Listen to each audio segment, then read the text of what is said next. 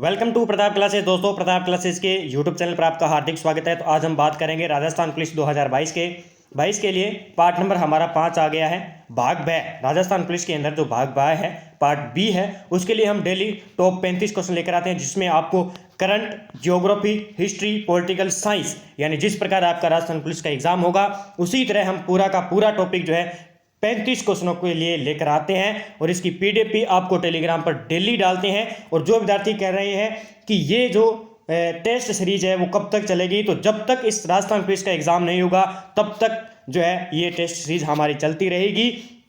और जो विद्यार्थी नए हैं तो इस चैनल को सब्सक्राइब कर लें और बेल आइकन दबाएं ताकि आपको डेली नोटिफिकेशन मिलता रहे।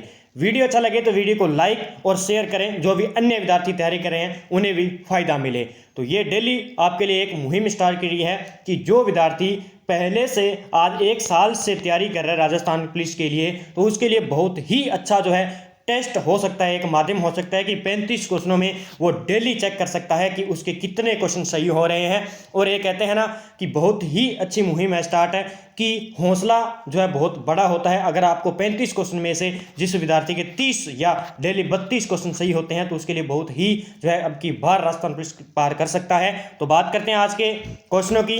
राजस्थान पुलिस के लिए भगवान बुद्ध ने अपना प्रथम धर्म उपदेश कहाँ दिया था? क्योंकि आप बौद्ध धर्म और जैन धर्म से रिलेटेड 1 या 2 क्वेश्चन पक्का पूछा जाएगा। इन 35 क्वेश्चनों में से कहीं से पूछा जाए तो बौद्ध धर्म ने अपना प्रथम उपदेश कहाँ दिया था? तो सारनाथ में बौद्ध धर्म ने अपना प्रथम उपदेश दिया था। और जो सारनाथ है इसे क्या कहा जाता है? हो सकता है कि ऑप्शन में आपको ऋषिपत्तनम भी आ सकता है, तो ये आपको याद रखना है कि सारनाथ ऋषिपत्तनम में बुद्ध ने अपना प्रथम उपदेश दिया था। अब बुद्ध की बात कर लेते हैं तो बचपन का नाम पूछा जाता है बुद्ध का, तो बचपन का नाम है इनका गौतम।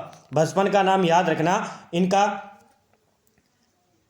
संस्थापक कौन थे? यानी बुद्ध के संस्थापक थे गौतम बुद्ध, और जिनका बचपन का नाम क्या था? सिद्धार्थ। ये आपको याद रखना है कि इनके बचपन का नाम था सिद्धार्थ और इन्हें गौतम बुद्ध कहा जाता था, जिन्हें क्या है एशिया का ज्योतिपुंज भी कहा जाता है। और जो सारनाथ में इन्होंने जो उपदेश दिया था प्रथम, उस स्थान को क्या कहा जाता है? धर्म चक्र परिवर्तन है कहा जाता है। तो ये आपको याद रखना है। और एक आपको याद रखना है कि बौद्ध धर्म के त्रिरत्न कौन से हैं, जो कि एग्जाम में बार बार पूछे जाते हैं कि त्रिरत्न कौन से हैं। एक तो बुद्ध हो गया, एक हो गया धम्म, जिसकी व्याख्या अशोक करते हैं और अपने शिलालेख 11वें शिलालेख में व्याख्या की गई है धम्म की, और एक है हमारा संघ। ये आपको याद रखने हैं। बौद्ध धर्म के 3 त्रिरत्न हैं।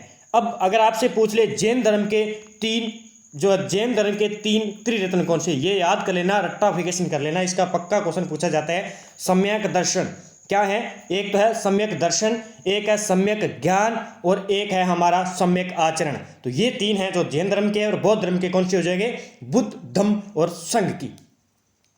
आगे बात करेंगे 2 नंबर क्वेश्चन की। अशोक ने कलिंग पर आक्रमण कब किया? ये क्वेश्चन बहुत बार पूछा जाता है। तो अशोक ने क्या है कलिंग पर जो आक्रमण किया था 261 ईस्वी पूर्व किया था। और इस कलिंग की राजधानी क्या थी तब? तोसली इसकी राजधानी थी। और अशोक ने क्या है इस पर अधिकार कर लिया था। और इसका उल्लेख अशोक के किस शिलालेख में मिलता है? तो 13वें शिलालेख में मिलता है, जो कि एग्जाम में पूछा जाता है। तो इसका आंसर ए हो जाएगा। कलिंग का युद्ध 261 ईस्वी पूर्व तोसली पर अशोक ने अधिकार कर लिया था, और 13वें अभिलेख में ये लिखा हुआ है अशोक के। आगे बात करेंगे, बहुत ही अच्छा क्वेश्चन है। 6 से 14 वर्ष के बालकों को निःशुल्क एवं अनिवार्य शिक्षा का अधिकार किस अनुच्छेद में वर्णित है? तो जो है ये क्वेश्चन है महिला एवं बाल अपराध से भी पूछा जा सकता है, क्योंकि वहाँ पे भी जो है बाल विकास से अधिनियम दिए गए हैं, तो वहाँ पर भी ये क्वेश्चन पूछा जा सकता है। तो 6 से 14 वर्ष के बालकों को निःशुल्क व अनिवार्य शिक्षा का अधिकार किस अनुच्छेद में दिया गया है? तो ये दिया गया है अनुच्छेद 21 क के अंदर। किसमें दिया गया है? अनुच्छेद 21 क के अंदर। अगर पूछ लिया जाए संविधान संशोधन, तो 86वां संविधान संशोधन 2002 के तहत क्या है? अनुच्छेद 21 क में क्या है? 6 से 14 वर्ष के बालकों को निःशुल्क एवं अनिवार्य शिक्षा देने का अधिकार दिया गया है। अनुच्छेद 21 में ये आ गया। अगर हम बात करें अनुच्छेद 18 के अंदर क्या दिया गया है? उपाधियों का अंत क्या दिया गया? अगर पूछ ले कि उपाधियों का अंत किस अनुच्छेद में दिया गया? संविधान के 18 के अंदर। अगर पूछ ले अनुच्छेद 19 क्या कहता है? तो स्वतंत्रता का जो अधिकार है हमें अनुच्छेद 19 में मिलता है। अनुच्छेद 24 की बात करें तो बालकों के नियोजन का प्रतिषेध, जो कि महिला एवं बाल अपराध से भी क्वेश्चन पूछा जा सकता है कि बालकों को कारखानों में लगाने के अनुरोध में कौन सा अनुच्छेद है, तो है 24। तो ये आपको फैक्ट याद रखना है। डेली मैं फैक्ट लेकर आता हूँ, आपको डेली एक दिन छोड़ के एक वीडियो मिलेगा, ताकि हम अच्छे से और अच्छे अच्छे क्वेश्चन चुन चुन कर डालें, जो कि आपके एग्जाम के लिए बहुत ही बेनिफिट हो और तथ्य के साथ हम लेकर आएँ।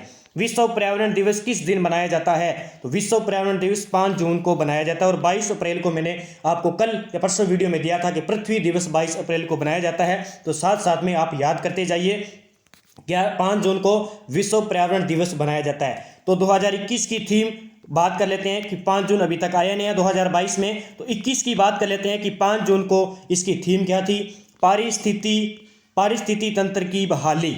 और अगर भारत में पूछ ले जाए इसकी थीम क्या थी, बेहतर पर्यावरण के लिए जैव ईंधन को बढ़ावा देना। तो ये आपको याद रखना है। आगे बात करेंगे 5 नंबर क्वेश्चन की, राज तिरंगिणी के लेखक कौन हैं, तो राज तिरंगिणी के लेखक हैं कल्हण। कल्हण इसके लेखक है, ये याद कर लेना, राज तिरंगिणी के लेखक है कल्हण। अब कालिदास आए, तो कालिदास की एक महत्वपूर्ण जो दो है महत्वपूर्ण पुस्तकें हैं जो कि एग्जाम में पूछी जाती है। एक तो है अभिज्ञान शकुंतलम, ये याद कर लेना क्योंकि पूछा जाता है। एक है इनकी मेघदूत, जो कि प्रसिद्ध है सबसे, जो कि एग्जाम में पूछी जाती है।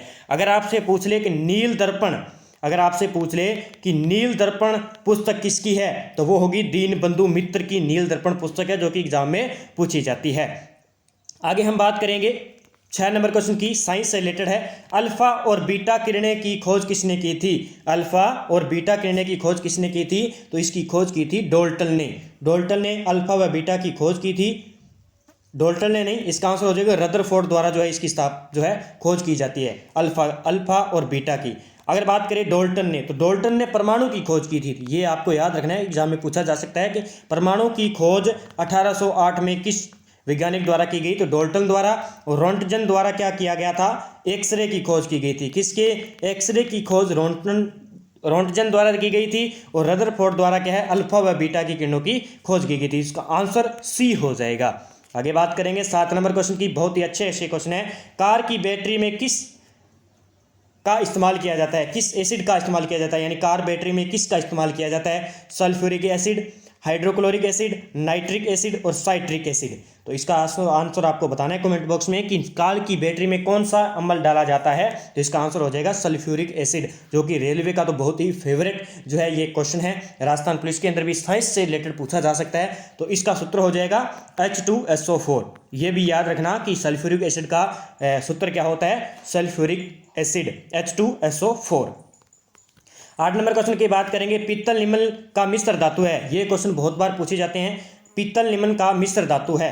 पीतल निमन का बात करें तो पीतल जो है तांबा व जस्ता का मिश्रण रूप है पीतल, ये आपको याद रखना है। अगर आपसे पूछ ले कांसा का मिश्र धातु कौन सा होगा, तो कांसा का हो जाएगा तांबा प्लस टीन, याद कर लेना, ये तांबा प्लस टीस कांसा। और अगर पूछ ले पीतल का, तो तांबा प्लस जस्ता। आगे बात करेंगे 9 नंबर क्वेश्चन की, जो कि 2018 के एग्जाम में राजस्थान पुलिस के अंदर पूछा गया था, कृत्रिम रेशा कहलाता है। तो कृत्रिम रेशे के उपनाम से जाना जाता है रेयन, लेकिन पॉलिस्टर नायलॉन जो एक ही लिंक है, ये भी क्या है, कृत्रिम रेशा है। लेकिन कृत्रिम रेशे को क्या कहते हैं, तो रेयन कहते हैं, ये आपको याद रखना है। तो इसका आंसर ए हो जाएगा। 10 नंबर क्वेश्चन की बात करें, प्रकाश वर्ष किसकी इकाई है, प्रकाश वर्ष किसकी इकाई है, तो प्रकाश वर्ष किसकी इकाई है, दूरी की प्रकाश वर्ष इकाई है, ये आपको याद रखना है। आगे बात करेंगे 11 नंबर क्वेश्चन की, बहुत ही अच्छा क्वेश्चन है। जब एक बस अचानक चलना शुरू करती है तो बस के अंदर बैठे यात्रियों को पीछे की तरफ धक्का लगता है। यह उदाहरण न्यूटन के किस नियम को दर्शाता है, तो न्यूटन के किस नियम को दर्शाता है कि अगर हम बस पर बैठे हैं और अचानक शुरू हो जाती है बस और अंदर बैठे यात्री को पीछे की तरफ धक्का लगता है, तो यह किस उदाहरण है, तो न्यूटन की गति का पहला नियम इसका जो है उदाहरण हो जाएगा, ये आपको याद रखना है। आगे बात करेंगे 12 नंबर क्वेश्चन की, भरतनाट्यम का संबंध किस राज्य से है, भरतनाट्यम का संबंध, ये जो अच्छे क्वेश्चन है, ये भरतनाट्यम हो गया, कुचिपुड़ी नृत्य हो गया, जो कि क्या है एग्जाम में पूछे जाते हैं, जैसे बिहू नृत्य हो गया, ये क्या है बहुत अच्छे क्वेश्चन है और एग्जाम में पूछे जाते हैं। ये क्वेश्चन एक भी नहीं छोड़ूंगा, जो विद्यार्थी मेरे साथ जुड़े हुए हैं उनके लिए बहुत ही फायदेमंद होने वाली है क्लास। अगर आप चैनल पर नए हैं तो चैनल को एक बार सब्सक्राइब कर लीजिए और बेल आइकन दबाइए और लाइक करिए वीडियो को, अच्छा लगे। तो इसका आंसर हो जाएगा भरतनाट्यम जो है वो किसका है, तमिलनाडु का। भरतनाट्यम का संबंध जो है किस राज्य से है, तो तमिलनाडु से, ये आपको याद रखना है। आगे बात करेंगे 13 नंबर क्वेश्चन की, जो कि बहुत ही बार एग्जाम में पूछा जाता है। ओणम किस राज्य का त्यौहार है? तो ओणम की बात करें तो ओणम जो है केरल राज्य का त्यौहार है। अगर आपसे पूछ ले पोंगल, पोंगल किस राज्य का त्यौहार है, इसका जवाब आपको कमेंट बॉक्स में बताना है कि पोंगल किस राज्य का त्यौहार है। ओणम मैंने बता दिया कि केरल राज्य का प्रसिद्ध त्यौहार कौन सा है, ओणम है। आगे बात करेंगे 14 नंबर क्वेश्चन की, कामाख्या देवी का प्रसिद्ध मंदिर किस राज्य में स्थित है? कामाख्या देवी का प्रसिद्ध मंदिर किस राज्य में स्थित है? तो ये असम राज्य के अंदर स्थित है, ये आपको याद रखना है। असम के दिसपुर राजधानी के पास में ही है ये कामाख्या देवी का प्रसिद्ध मंदिर। तो ये बहुत ही अच्छा क्वेश्चन है, इसका आंसर असम हो जाएगा। 15 नंबर क्वेश्चन की बात करेंगे, भारत में पहला परमाणु विद्युत केंद्र कहाँ स्थापित किया गया? बहुत ही अच्छा क्वेश्चन है। तो भारत का पहला परमाणु विद्युत केंद्र की बात करें तो तारापुर महाराष्ट्र के अंदर 1969 के अंदर यह स्थापित किया गया था, जो कि किसकी सहायता से? यूएसए की सहायता से 1969 में तारापुर महाराष्ट्र में भारत का पहला परमाणु विद्युत केंद्र स्थापित किया गया था। अब हम बात कर लेते हैं जो कि भारत के अंदर कौन कौन से परमाणु विद्युत केंद्र है जो कि एग्जाम में पूछे जा सकते हैं। पहले हम बात करेंगे राजस्थान की, तो राजस्थान में कौन सा है? रावत भाटा। ये देखिए, ये रावत भाटा है जो कि राजस्थान में है, ये आपको याद रखना है। उसके बाद बात करेंगे कुंडनकुलम, जो है कुंडनकुलम, ये कहाँ पे है? तमिलनाडु में, तमिलनाडु में। अब आपको याद रखना है कि क्वेश्चन इस प्रकार है कि भारत का सबसे बड़ा परमाणु विद्युत गृह कौन सा हो जाएगा? तो कुंडलमकुलम, कुंडनकुलम जो है तमिलनाडु केंद्र है, ये भारत का सबसे बड़ा विद्युत केंद्र हो जाएगा। अगर आपसे पहला पूछ लिया जाए तो तारापुर महाराष्ट्र के अंदर होगा। एक है हमारा काकरापुर, काकरापुर जो है गुजरात में है, ये याद कर लेना। कुछ ही हैं 7-8। केगा जो है कर्नाटक के अंदर है, ये भी विद्युत केंद्र हैं। एक है नरोरा जो कि उत्तर प्रदेश में है, यूपी में है, ये याद कर लेना। एक है हमारा कलपक्कम जो है, कलपक्कम जो है, कलपक्कम जो विद्युत केंद्र है वो तमिलनाडु केंद्र है। तो ये आपको याद रखना है, मैंने बता दिया है। कहीं भी एग्जाम में आ जाए, अगर कुडनकुलम पूछ लिया जाए तो तमिलनाडु में है, काकरापुरा पूछ लिए गुजरात में है, केगा कर्नाटक में है, नरोरा उत्तर प्रदेश में है, कलक्कम जो है तमिलनाडु में है, और सबसे बड़ा भारत का है जो कौन सा है? कुडनकुलम जो है तमिलनाडु के अंदर है, और पहला पूछ लिया जाए तो तारापुर महाराष्ट्र के अंदर है। आगे बात करेंगे 16 नंबर क्वेश्चन की, गुलाबी क्रांति किससे संबंधित है? टमाटर उत्पादन से, मांस उत्पादन से, झींगा उत्पादन से, खाद्यान्न उत्पादन से।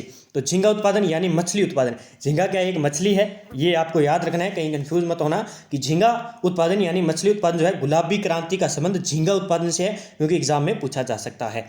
आगे बात करेंगे 17 नंबर क्वेश्चन की, भारत की साक्षरता दर कितनी है? मैं 2011 की जनगणना को साथ में लेकर चलूंगा। डेली एक एक क्वेश्चन प्रत्येक टॉपिक में से डालता जा रहा हूं, ताकि आपका क्वेश्चन एक भी बाहर न जाए। तो इसका आंसर हो जाएगा 73.6, 73.6% जो है भारत की साक्षरता दर है। आगे बात करेंगे 18 नंबर क्वेश्चन की, अगर पूछ लिया जाए भारत की साक्षरता दर जो है 73.6% है। अगर आपसे पूछ लिया जाए पुरुष की कितनी है भारत के अंदर, पुरुष की पूछ लिया जाए तो 80.9% भाग पर है, और महिला की पूछ लिया जाए तो 64.6% है। और भारत में सर्वाधिक साक्षरता वाला राज्य कौन सा हो जाएगा? केरल राज्य हो जाएगा, जिसकी 96.2% साक्षरता दर है। ये फैक्ट याद कर लेना। आगे बात करेंगे 18 नंबर क्वेश्चन की, बॉक्साइट का सबसे बड़ा उत्पादक राज्य, बॉक्साइट का सबसे बड़ा उत्पादक राज्य।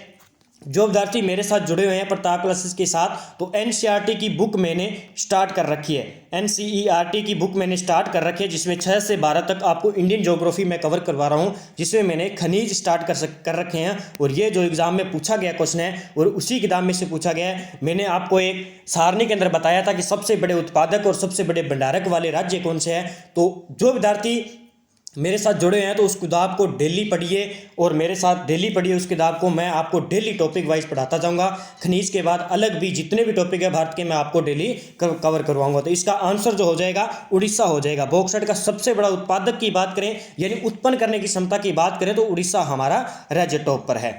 आगे बात करेंगे 19 नंबर क्वेश्चन की, पिछली बार एग्जाम में पूछा गया था भारतीय वन नीति की घोषणा कब की गई? भारतीय वन नीति की घोषणा कब की गई? तो भारतीय वन नीति की घोषणा 1952 में की गई। आप देख लेना, राजस्थान पुलिस के अंदर जो 35 क्वेश्चन आएंगे, इसमें आपको 3 से 4 क्वेश्चन इसी प्रकार के मिलेंगे, सन से रिलेटेड आपको क्वेश्चन मिलेंगे। और मैं डेली आपको इंपॉर्टेंट जो है आए हुए क्वेश्चन है वो आपको मैं कवर करवाता जाऊँगा। हीराकुंड नदी परियोजना किस नदी पर स्थित है? हीराकुंड जो परियोजना है वो किस नदी पर है, तो महानदी पर है। ये आपको याद रखना है, हीराकुंड नदी परियोजना महानदी पर स्थित है। और अगर आपने पूछ लीजिए कि बिहार का शोक किस नदी को कहा जाता है, तो कोसी नदी को बिहार का शोक कहा जाता है। 21 नंबर क्वेश्चन की बात करें, करंट का है, बहुत ही अच्छा क्वेश्चन है, पूछा जा सकता है। केंद्र सरकार ने 1 अप्रैल 2022 से 100% साक्षरता के लिए किस अभियान को शुरू करने की घोषणा की है। यानी 100% जो है अभियान शुरू करने की घोषणा किस कब से की है, तो इस अभियान का नाम क्या है, ये पूछा जा सकता है। तो इस अभियान का नाम है नव भारत साक्षरता। इसका हो जाएगा, मिशन नहीं है, नव भारत साक्षरता इसका जो है क्या हो जाएगा, अभियान का नाम हो जाएगा। और ये आपको याद रखना है। और भारत में सबसे साक्षरता वाला राज्य कौन सा हो जाएगा, केरल हो जाएगा। और भारत की साक्षरता दर कितनी है, मैंने अभी बताई 73.6%। इसे 100% बनाने के लिए इस अभियान की शुरुआत की है केंद्र सरकार ने। 22 नंबर क्वेश्चन की बात करेंगे, खेलो इंडिया यूथ गेम्स 2022-23 खेलो राज्य की मेज़बानी कौन सा देश करेगा। यानी खेलो इंडिया यूथ गेम्स जो 2022-23 में होने वाले हैं, उसकी मेज़बानी किस राज्य को दी गई है, तो उसकी मेज़बानी जो है मध्य प्रदेश यानी एमपी को दी गई है। और ये आपको याद रखना है क्योंकि क्वेश्चन पूछा जा सकता है। आगे बात करेंगे 23 नंबर क्वेश्चन की, हाल ही में सामाजिक न्याय के लिए मदर टेरेसा मेमोरियल जो है अवार्ड 2021 किसे प्रदान किया गया था। ये आपको याद रखना है, किसे प्रदान नहीं किया गया। यहाँ पे क्वेश्चन आपको याद रखना है कि यहाँ पे नहीं किया गया। ये देखिए, निम्नलिखित में से कौन इनमें शामिल नहीं है।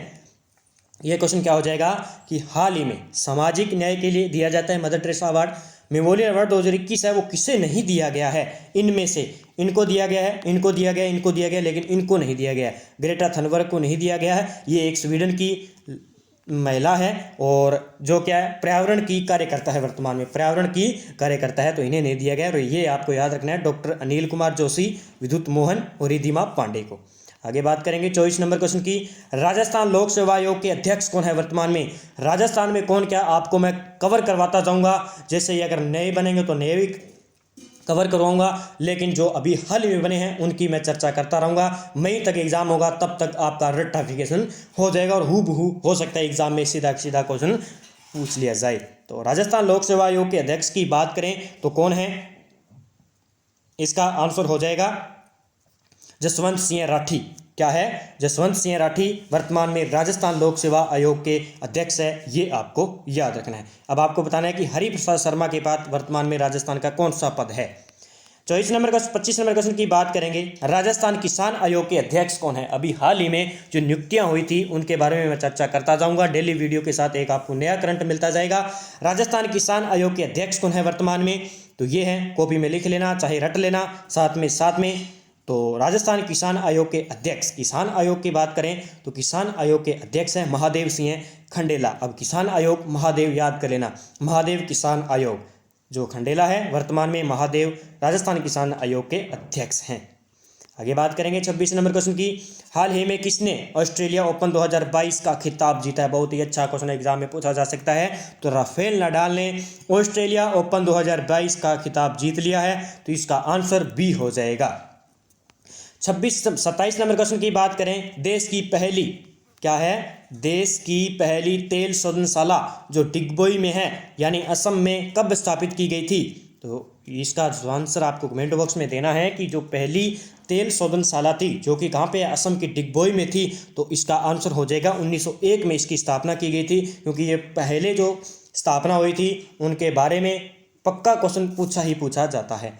आगे बात करते हैं क्वेश्चन की 28 नंबर क्वेश्चन की, धान का कटोरा किस क्षेत्र को कहा जाता है। बहुत ही अच्छा क्वेश्चन है। तो धान का कटोरा किस क्षेत्र को कहा जाता है, कृष्णा गोदावरी डेल्टा को धान का कटोरा कहा जाता है। और इसकी पूरी की पूरी PDF आपको डेली हमारे प्रताप क्लासेज चैनल पर डेली मिलती है आपको। सही क्वेश्चन, अगर वीडियो में कोई क्वेश्चन गलत हो जाता है यानी आंसर गलत लग जाता है तो आपको PDF में एकदम सही मिलेगा, कंफ्यूज मत होना। इसका आंसर ए हो जाएगा, कृष्णी गोदावरी डेल्टा। आगे बात करेंगे 29 नंबर क्वेश्चन की, संविधान के किस अनुच्छेद 155 के तहत राज्यपाल की नियुक्ति निम्न में से किसके द्वारा की जाती है। यानी संविधान का अनुच्छेद 155 के तहत राज्यपाल की नियुक्ति किसके द्वारा की जाती है, केंद्रीय मंत्रिपरिषद, भारत के राष्ट्रपति, भारत के प्रधानमंत्री, राज्य के मुख्यमंत्री। इसका जवाब आपको कमेंट बॉक्स में बताना है कि भारत के राष्ट्रपति द्वारा क्या है राज्यपाल नियुक्ति करता है किस अनुच्छेद के तहत? 155 के तहत।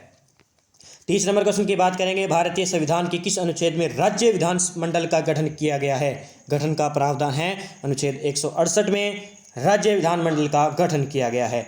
आगे 31 नंबर क्वेश्चन की बात करेंगे, संविधान का कौन सा अनुच्छेद ग्राम सभा को परिभाषित करता है? वीडियो के एग्जाम में पूछा गया था, ग्राम सभा का जो अनुच्छेद है किस अनुच्छेद में दिया गया है। इसी प्रकार के ऑप्शन थे, तो इसका आंसर हो जाएगा अनुच्छेद 243A के अंदर क्या है? भारतीय संविधान के अनुच्छेद 243A में ग्राम सभा को परिभाषित किया गया है। 32 नंबर क्वेश्चन की बात करेंगे, अकबर का मकबरा कहाँ स्थित है? अकबर का मकबरा कहाँ स्थित है? तो सिकंदरा के अंदर अकबर का मकबरा स्थित है। आगे बात करेंगे 33 नंबर क्वेश्चन की, गाजी मलिक की उपाधि धारण करने वाला पहला सुल्तान कौन था? गाजी मलिक का उपाधि धारण करने वाला सुल्तान कौन था? पहला नहीं, गाजी मलिक की उपाधि धारण करने वाला सुल्तान कौन था? तो ये था, इसका आंसर हो जाएगा गयासुद्दीन तुगलक, जो क्या है गाजी मलिक की उपाधि धारण की गई थी। आगे बात करेंगे 34 नंबर क्वेश्चन की, इल्तुतमिश ने अपना उत्तराधिकारी किसे घोषित किया था?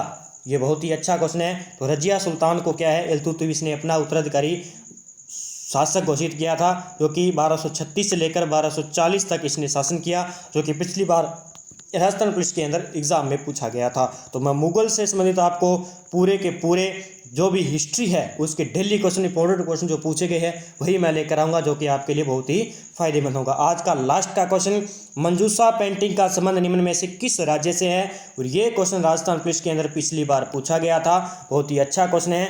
तो ये मंजूषा पेंटिंग जो है बिहार की प्रसिद्ध है। कहाँ की? बिहार राज्य की प्रसिद्ध है। तो ये आपको याद रखना है कि मंजूषा पेंटिंग किस राज्य की प्रसिद्ध है। तो मैंने आज के जितने भी इंपॉर्टेंट क्वेश्चन थे मैंने आपको उपलब्ध करवा दिया है, और इससे बेहतर आपको मुझे लगता है कहीं नहीं मिलेगा। टेस्ट के माध्यम से आपकी बहुत अच्छी तैयारी हो रही है, आपको पता चल रहा है। जो एक घबराहट होती है एग्ज़ाम देने से पहले, वो आप मई तक हमारे साथ जुड़ जाइए और उस घबराहट को निकाल लीजिए बाहर, ताकि आप वहां पर जाकर बहुत अच्छे से एग्ज़ाम दें और इन 35 क्वेश्चनों का निपटारा कर डालें। और इनसे क्वेश्चन भी बहुत पूछे जाएंगे, जैसे मैं राजस्थान करंट अफेयर्स के डालता हूं, इसके साथ में 2021 का मैं पूरा जितने भी इंपॉर्टेंट क्वेश्चन है वो उठाकर इसमें डालता हूं, और फरवरी के साथ में फरवरी जनवरी साथ में लेते चलता जाऊँगा, जो कि एग्ज़ाम में पूछे जाने वाले हैं। और पॉलिटिकल से संबंधित मैं डेली क्वेश्चन डालता हूँ, साइंस से रिलेटेड मैं क्वेश्चन अच्छे क्वेश्चन डालता हूँ, जो कि एग्जाम में पूछे जा सकते हैं। तो अगर आप चैनल पर नए हैं तो हमारे चैनल को एक बार सब्सक्राइब कर लीजिए, ताकि आपको डेली नोटिफिकेशन मिलता रहे, और उसकी PDF हमारे टेलीग्राम पर आपको मिल जाएगी। तो जय हिंद जय भारत दोस्तों, अगले वीडियो कल छोड़ के परसों आपको वीडियो मिल जाएगा। तो जय हिंद जय भारत दोस्तों।